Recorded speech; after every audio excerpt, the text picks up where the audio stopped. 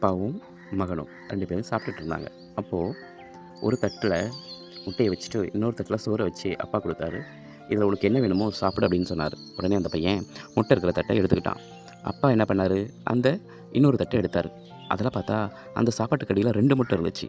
அப்போ தான் அப்பா சொன்னாராம், "உன் கண்களால் பார்ப்பது உண்மை இல்லாமல் போகலாம். மற்றவர்களுக்கு கிடைப்பதை நீ அடைய நினைத்தால் இழப்பு உனக்குத்தான்" அப்படின்னு சொன்னார். மறுநாள் அதே மாதிரி 2 கிண்ணம். ஒன்னுத்து மேலே முட்டை இருந்துச்சு, இன்னொன்னுத்துல இல்ல. மகன் என்ன பண்ணான், இப்போது முட்டை இல்லாததை அடியில் முட்டை இருக்குன்னு நினச்சிட்டு எடுத்தான். ஆனால் உண்மையிலேயே முட்டை இல்லை. அப்போ அப்பா சொன்னார், "அனுபவங்களில் அடிப்படையிலேயே ஒன்றை நம்பக்கூடாது" அப்படின்னு சொன்னார். 3ஆம் நாள் மறுபடியும் 2 கிண்ணங்கள்.